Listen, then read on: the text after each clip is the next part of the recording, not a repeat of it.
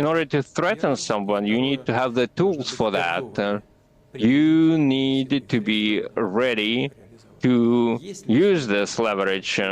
But those who plan to come to Russia, they're much more courageous than those who are hiding behind someone's back and tries to threaten someone, primarily those who want to mark and celebrate the historical courage of the people who devoted their lives to fighting fascism.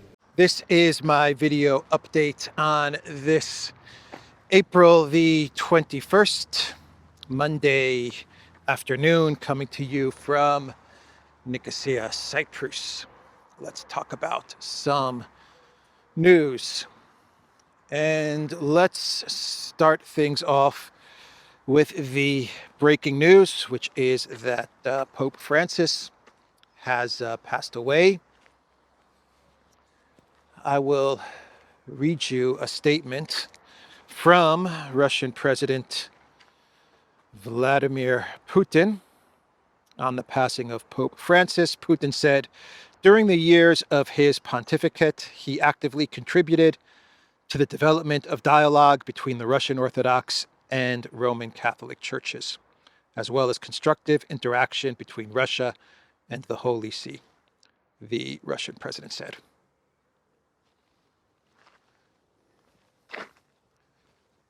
Pope Francis, rest in peace. Let's now discuss a Truth Social post from US President Trump. Let me read you what Trump posted. Hopefully, Russia and Ukraine will make a deal this week. Both will then start to do big business with the United States of America, which is thriving, and make a fortune. Hopefully, Russia and Ukraine will sign Trump's peace framework.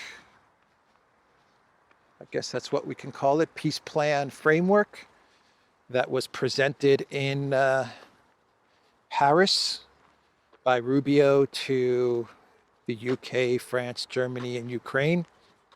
From what I understand, the United States is waiting for Ukraine and the Europeans to look over the proposal. They're going to meet in London. According to the US State Department, hopefully Ukraine will sign it. Hopefully the Europeans will agree to it. This is according to the US State Department. And then once they have the Europeans and the Ukrainians signed up, they're going to send it off to Russia or negotiate with Russia, or Witkoff. Witkoff's going to go to Russia. That's what's going to happen. Then Witkoff goes to Russia, and then they try to get Russia to sign up to this proposal. That's the process that the Trump administration is working on with this proposal framework for a freeze, for a ceasefire in Ukraine. That's what we're talking about. We're talking about a ceasefire freeze in Ukraine. The proposal very much based on Kellogg's April 2024 report, has a little bit of Witkoff diplomacy. The United States will officially recognize Crimea as part of the Russian Federation, and there will be some sanctions relief. Two things, to be quite honest, that Russia has never asked for from the West. They have not asked for sanctions relief, and they have not put in any of their terms when it comes to negotiations with Ukraine that the collective West must officially, or the United States must officially recognize Crimea. But anyway, those are the two carrots that they've thrown into the proposal. The rest of it is Kellogg April 2024. Freeze the conflict on the current contact lines, along the current contact lines. Anyway, let's get back to, I've gone over this proposal a whole bunch over the past couple of 2, 3, 4 videos. But Trump, what is Trump saying? Russia and Ukraine sign this proposal, and then you're going to make a whole lot of money. You're going to make a fortune because you'll be able to do big business with the United States. There you go. There's another carrot. There's another carrot for Russia to sign this proposal. You'll be able to do big business with the United States. Ukraine as well. Maybe this is enough for Ukraine so that they can sign off on this proposal. They're going to make a fortune. Podolyak, you see what this American president, he put on social media? He say, I sign this piece of paper, I make a fortune. He says, good deal, I like it. Maybe for Zelensky, this is enough. This is all he needs to hear. A fortune? What? What'd you say? I'm going to make a fortune. Where's the proposal, man? Give me a pen, Podolyak. Give me a pen. I'm going to sign this thing. For Russia, no. Russia's not going to care, man, about this stuff, man. Come on, man. Come on, Trump. Oh, boy. Yeah, the proposal's a non-starter for Russia. It's DOA. It's DOA. There is no chance that Russia's going to agree to this proposal if the collective West media is accurate in their reporting. If this is indeed the proposal that the U.S. is offering Russia and Ukraine. Who knows? Maybe this could be one big fake out.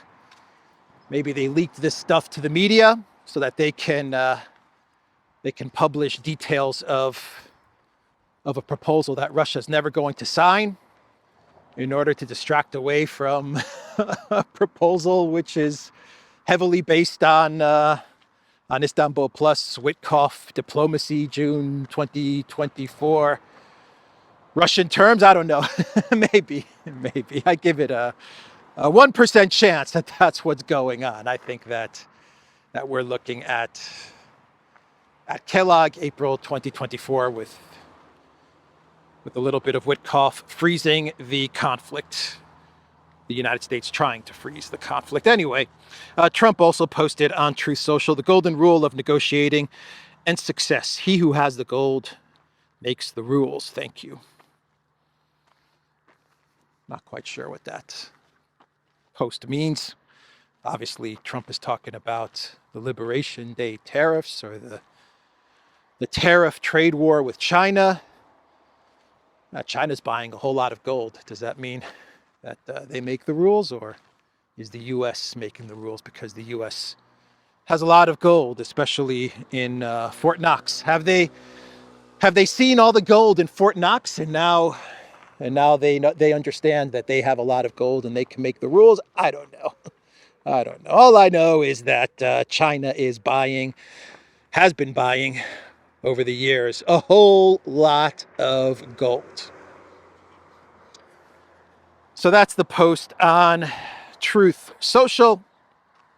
Kellogg, he came out with a statement and he said that he agrees with President Trump that if Russia and Ukraine do not sign off on the ceasefire proposal, then the United States should walk away. That is what Kellogg said. He acknowledged that the remarks from Trump, the walking away remarks from Trump, are harsh, but stressed that there are many other global issues that the United States needs to focus on. So that's the statement from Kellogg. The Wall Street Journal, they published an article today with the title, Kiev is on the clock to respond to Trump, plan to end Ukraine conflict. U.S. proposal includes recognition of Russia's annexation of Crimea and blocking Ukraine from joining NATO. So the Wall Street Journal, in this report, gives us some more information on the the possible details in this plan presented in Paris. And the Wall Street Journal is reporting that the United States is floating out the idea that the ZNPP, the Zaporozhye power plant, could fall under the control of the US. That could be a part of this proposal. The ZNPP and the territory around Zaporozhye power plant, which they describe as neutral territory, the neutral territory could be controlled and managed by the United States. You see, the United States is doing Russia and Ukraine a favor, right? They're arguing over the ZNPP. This is what the US is saying. You guys are arguing over the ZNPP and Ukraine. You're trying to shell the ZNPP, and Russia, you've been in control of the ZNPP for 3+ years, and you're trying to shell the ZNPP that you control. You're shelling yourselves. So you know what? We'll just do you a favor and we'll just take control of the power plant as well as all of the territory around the power plant. We'll manage it. Don't worry about it. We'll just take it. Isn't that nice? Isn't that nice? What is the Wall Street Journal saying? Yet another U.S. idea, Western officials said, calls for designating the territory around the nuclear reactor in Zaporozhye as neutral territory that could be under American control. Yeah, the neutral territory can fall under American control. You know what that means? This is what I think is going on here, what the U.S. is going to propose. A Kellogg freeze along the current contact line. Russia, the Russian military, you have the territory in Zaporozhye, Kherson, and Donetsk, Lugansk. You have that territory where you're currently located at the time of the freeze. The other parts of the 4 territories, specifically Kherson and Zaporozhye, which, according to the Russian constitution and the referendum, Russia claims is part of the Russian Federation. Anyway, the remaining parts of Kherson and Zaporozhye, the Ukraine military will not have to leave those areas, and those areas are not going to be recognized as part of Russia in this deal. What's going to happen is that the United States will take management of these areas as neutral territory, including the Zaporozhye nuclear power plant. That's pretty much what they're proposing. Incredible stuff. The Wall Street Journal also says the U.S., Western officials say, is also not proposing a cap on Ukrainian forces and isn't precluding Western military support for Kiev or the deployment of European troops there, a key sticking point with Moscow. Yeah, another point that if the reporting from the Wall Street Journal is accurate, Russia is going to absolutely reject, which is that there's going to be no limit on the size of the Ukraine military or the weapons that the Ukraine military can purchase from the U.S. Military companies. The MIC always wins. So Russia's not going to agree to that. They're going to reject that point as well. But according to the Wall Street Journal, according to their sources, if you are to believe the WSJ, this is also going to be part of the U.S. Ceasefire proposal or ceasefire framework. It's almost as if this entire proposal that the Trump White House is putting forward is meant to be rejected. They've made it. They've structured this thing, this deal, so that Russia has to absolutely reject it, and most likely Ukraine will reject it. But who knows? With Ukraine and with Zelensky, they're in such a bad state right now that they just might sign off on this. But Russia, there's no way Russia can accept any of this proposal if this is indeed the proposal that the United States is putting forward. It's almost as if they want Russia to reject it. So CNN and the New York Times are reporting that Pete Hegseth has been caught in another signal chat scandal. Another signal chat scandal. Take that guy's iPhone away from him. Confiscate his iPhone. Come on, Pete Hegseth. What's going on? Uninstall those chat apps from the phone of the Secretary of Defense. Anyway, the reports are that, and this originated, I believe, with the New York Times, but now CNN has picked up on this. The reports are that Hegseth had a second chat running, and this goes back to the whole Yemen, the first scandal, which involved Rubio, Waltz, Vance, where they were talking about bombing Yemen. He had a second chat running where they were also talking about bombing Yemen, but in this chat, it was Hegseth, his wife, his brother, and his lawyer. And the accusation is that he was sharing this sensitive information, maybe classified information, to these people in this signal discussion group. His wife, his bro, and his lawyer.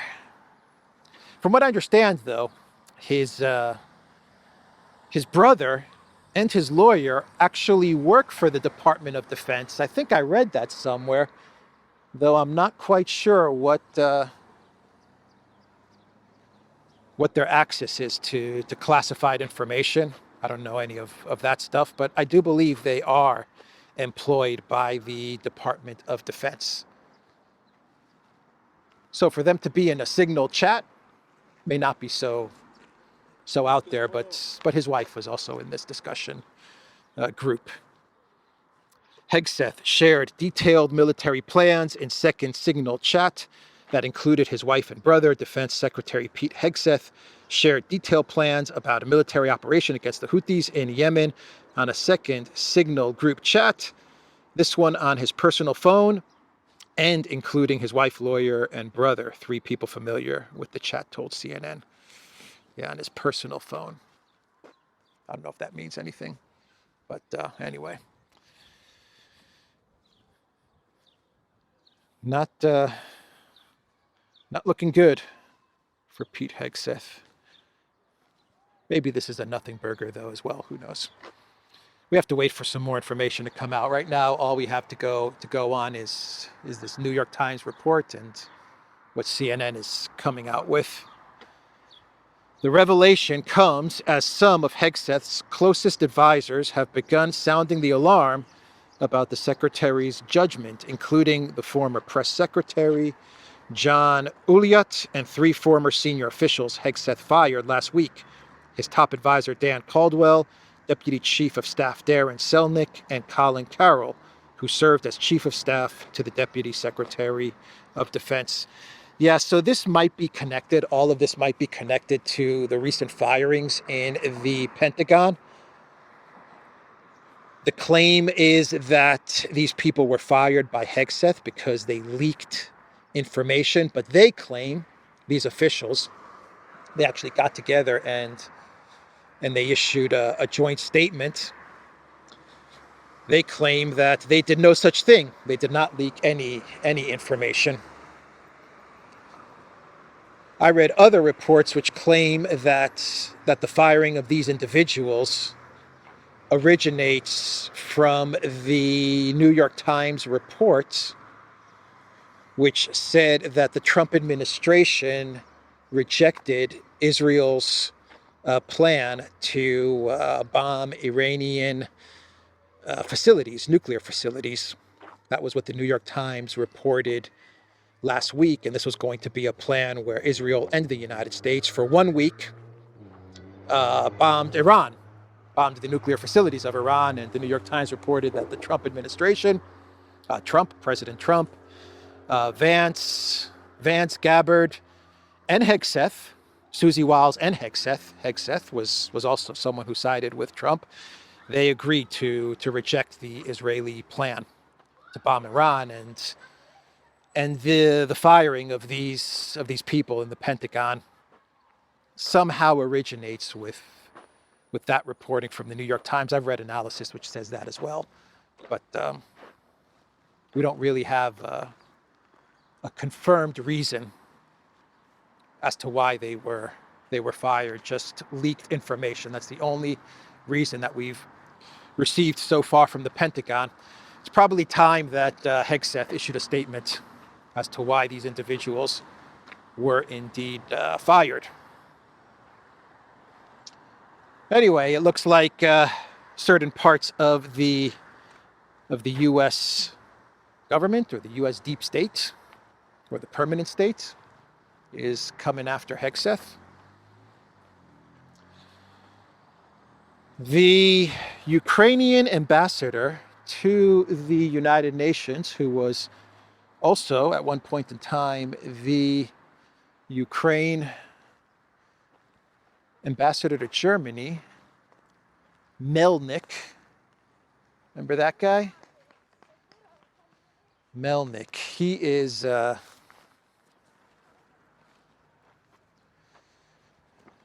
come to a dead end.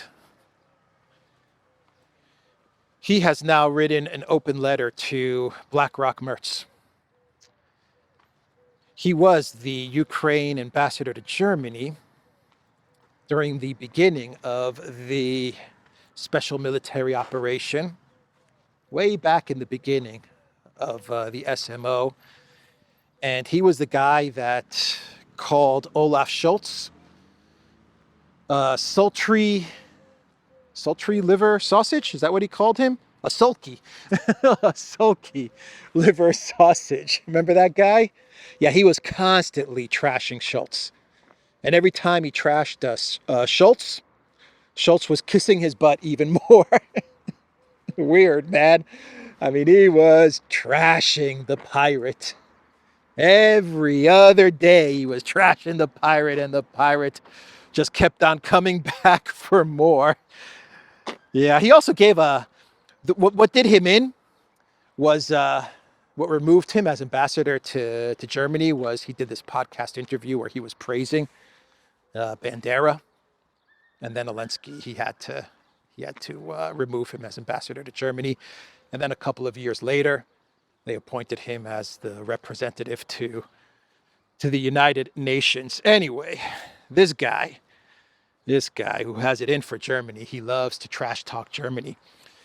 He wrote an open letter to Merz, the soon-to-be Chancellor of Germany, and he said that Ukraine is ready to fight until 2029, provided that Germany will take on most of the costs. Permanent representative of Ukraine to the UN, Andrei Melnik.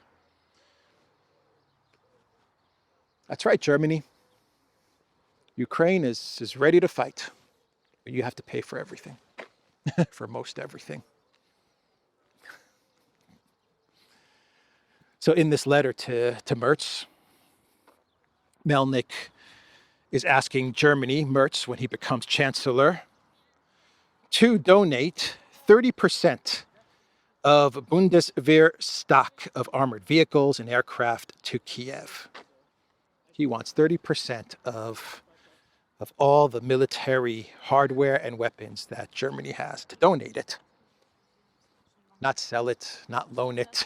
Nope, donate it, give it. Give it to us, 30% of everything you have.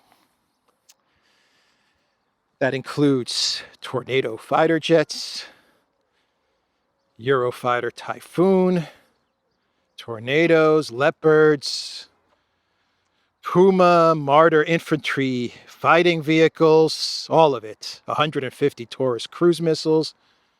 Hand it over. Hand it over, Mertz. If you hand it over, we'll continue fighting until 2029, promise. He's not done there. It's not just about weapons. He also wants 0.5% of Germany's GDP, or 21.5 billion euros annually. Annually. As a gift. Give us 21.5 billion euros every year. And we'll keep on fighting until 2029. Just hand it over, Germany. Hand over your weapons, hand over your money, and you'll keep us fighting. That's the deal that Melnik is presenting to BlackRock Mertz. And you know what? You know what? BlackRock Mertz just might agree to it. That's the crazy part about all of this. BlackRock Mertz just might say, Melnik, yeah, okay. How much did you say? 21.5 billion? Every year? Every year. Consider it done. What'd you say, 30% of all our weapons? Take 40. But you're going to keep on fighting until 2029, right? Right, okay, that's the deal. That's the deal. It's crazy, man. These people are crazy, absolutely crazy. And since we're talking about crazy, let's talk about the Estonian foreign minister, the home country of stunning and brave Kaja Kallas, Estonia. The Estonian foreign minister gave an interview to the Financial Times, and the Estonian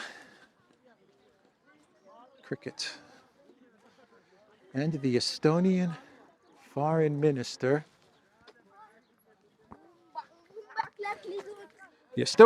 minister, Margus Kahna, I think I'm pronouncing that correctly, said that if Hungary unfreezes the Russian frozen assets, then Europe, the EU and member states of the EU are going to have big financial troubles if Hungary unfreezes the Russian frozen assets. In other words, when the vote comes up in, I believe in June, and Hungary votes against renewing the freezing, the theft of the Russian frozen assets, and those assets then have to get released back to Russia.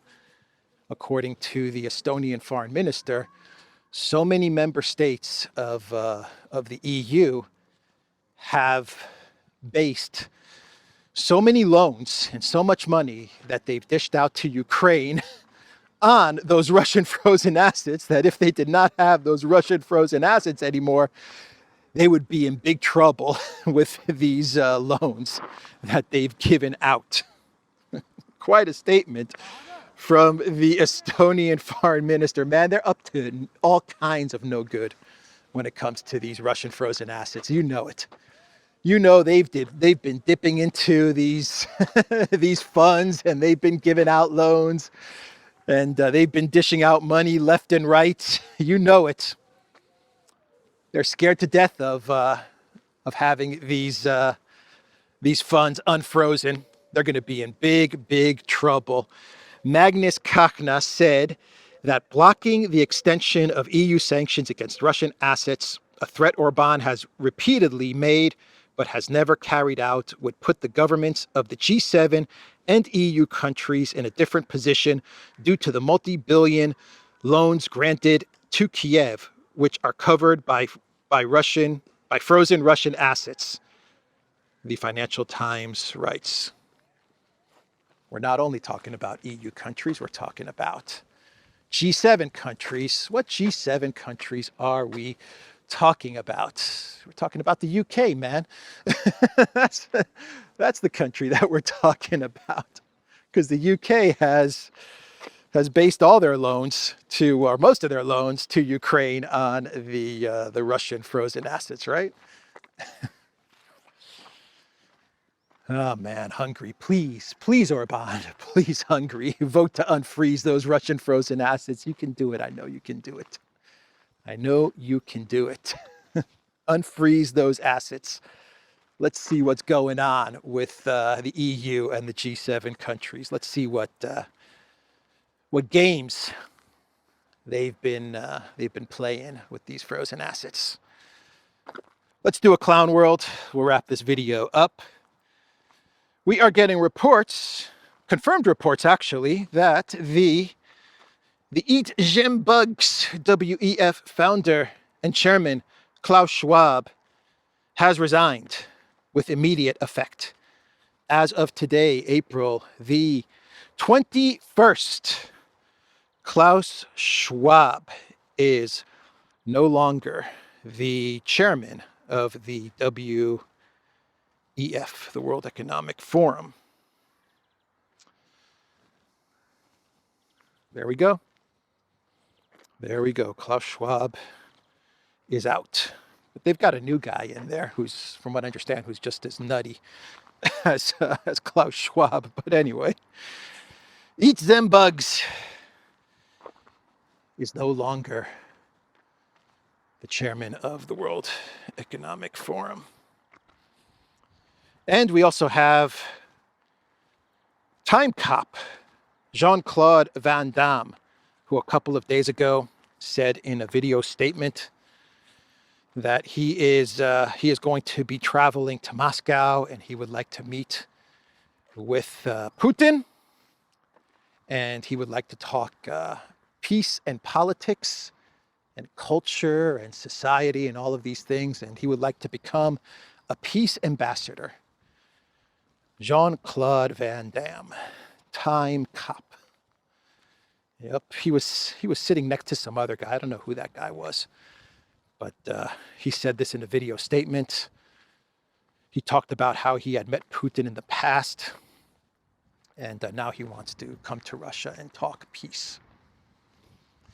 Even though Van Damme, in 2022, he appeared in videos openly supporting the Zelensky regime, saying Slava, you know what? That was Van Damme 3 years ago. Now we have Van Damme, I'm coming to Russia to talk peace. All right, that's the video, everybody. TheDuran.locals.com. We are on Rumble, ODYSEE, BitChute, Telegram, Rockfin, and X. Go to the Duran shop, pick up some merch, like what I'm wearing in this video update. The link is in the description box down below. Take care.